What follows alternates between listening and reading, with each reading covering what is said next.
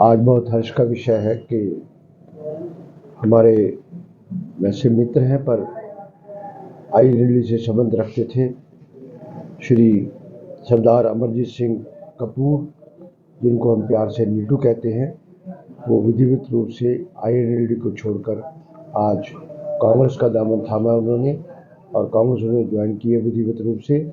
हम पार्टी के अंदर उनका स्वागत करते हैं और उनको पूरा मान सम्मान मिलेगा। हम इस बात का उनको आश्वासन भी देते हैं।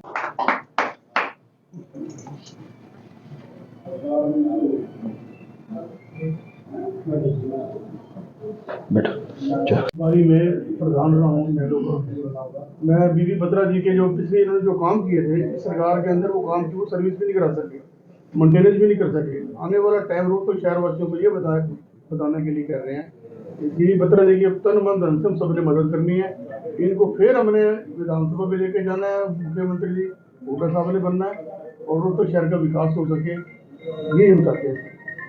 उम्मीद है आपको कांग्रेस आएगी सरकार 65 से ऊपर सीटें आएगी। नैनो में ऐसा क्या आपको मैं बत्रा साहब के लिए करने के लिए यहाँ पर कोई था नहीं हमारा, ना भी मौजूद है, तो मैं अपना इसलिए करने के लिए पूरी मदद करूंगा बत्रा साहब की शामिल हो रहे हैं। क्या संकेत लग रहा है? दिनेश जी, आप परिवर्तन की लहर चल चुकी है और लोग 9.5 साल पौने 10 साल के शासन से, कुशासन से दुखी हैं।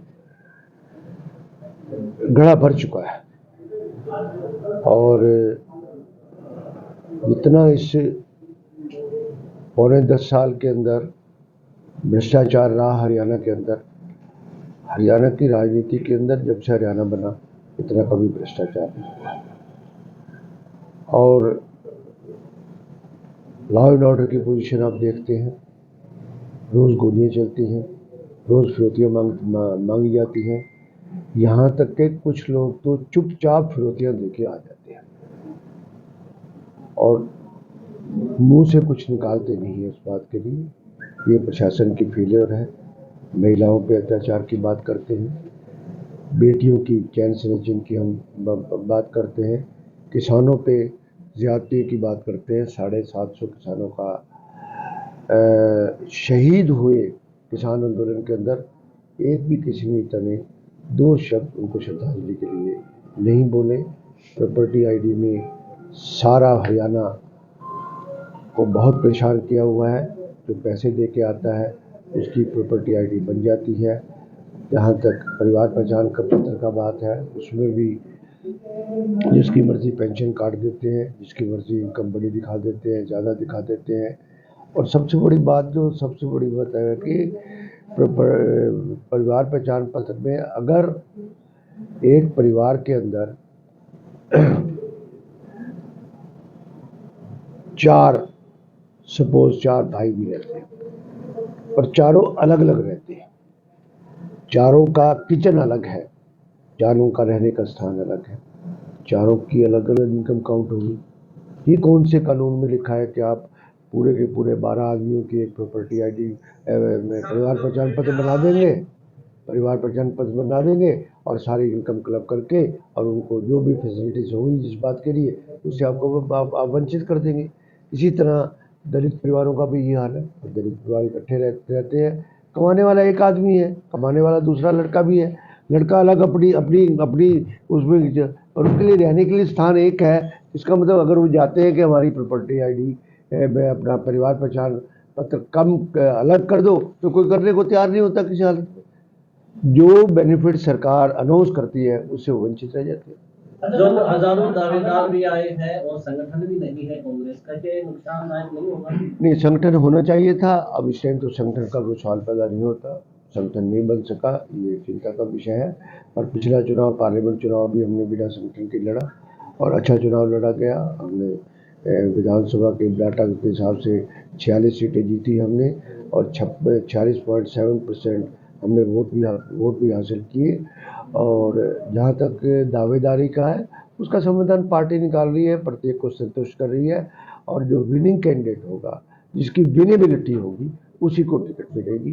कोई कोटा सिस्टम नहीं, कोई नेता का संरक्षण नहीं, कोई किसी बात का नहीं।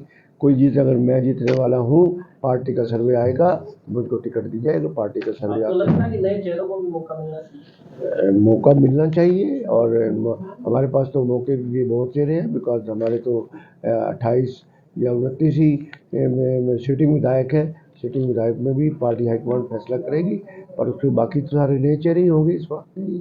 और युवाओं को भी महत्व दिया जाएगा, और महिला कांग्रेस को भी हो जाएगा, और साथ में बैकवर्ड क्लासेस के कैंडिडेट्स को भी हम तवज्जो देंगे। अरे सर, कांग्रेस पार्टी पर आरोप लगा रही है विपक्षी पार्टियां कि राज्यसभा को लेकर कांग्रेस गंभीर नहीं है। विपक्षी पार्टियां, वो भी विपक्ष है। हम गंभीर नहीं थे तो तुम कैंडिडेट खड़ा कर देते, हमने कहा सपोर्ट कर दी। ऐसी कौन सी बात?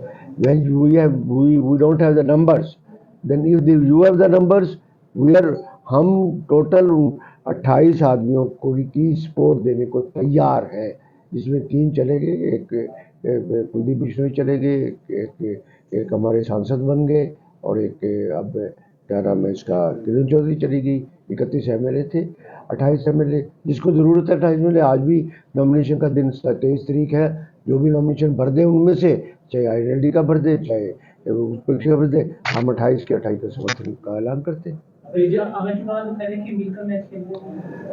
अभय चौटाला तो उनकी ना असल में मेरे मित्र भी हैं, विधानसभा में मिलते भी हैं, बात भी होती है, और कई मुद्दों पे जब वो गिरते हैं तो उनको डिफेंड भी करते हैं, पर जब हमारा मुद्दा आता है तो खिलाफ होने लग जाते हैं।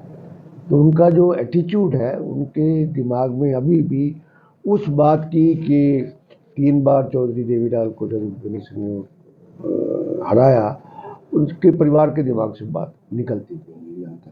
तो इधर से पार्टी आइडियोलॉजी की बात करते हैं, पार्टी के सिद्धांत की बात करते हैं, विपक्ष एकता की बात करते हैं, और भारतीय जनता पार्टी का साठगांठ कर लेते हैं। पार्टी पिछली बार विधान में क्या नाम है इसका, राज्यसभा के अंदर पूछो उसको, हमने बीजेपी को वोट दिया था। बात आपने कही कौन सी बात? पिछली बार तो विपक्ष था राज्यसभा में। जिस टाइम राज्यसभा का चुनाव विनोद शर्मा जी के बेटे कार्तिकेय ने जीता, उस समय वोट अभय चौटाला ने किसको दिया? क्या उस समय विपक्ष तो याद नहीं आया किसी राष्ट्रपति का चुनाव हुआ तो वो वोट किसको दिया? उस टाइम कौन सी आइडियोलॉजी थी? आज भारतीय जनता पार्टी के खिलाफ कौन सी आइडियोलॉजी उनकी आ गई है? उन्होंने तो भूपेंद्र सिंह हुड्डा की मुखालफत करनी है, इससे ज़्यादा कुछ नहीं। बीजेपी की लिस्ट आने वाली है, क्या आपको नहीं लगता कि कांग्रेस की आनी चाहिए? बिल्कुल आएगी। हम देखेंगे, तेल देखेंगे, तेल की दाल देखेंगे। कब तक आपको क्लियर रहता है? आप काफी सभी करते हैं चुनाव की, काफी चीजों के बीच में आप रहते हैं, तो कब तक लगा सकते हैं, कब तक या वेट करेंगे? नहीं, हम कोशिश करेंगे कि नॉमिनेशन स्टार्ट होने से पहले टिकटों का बंटवारा।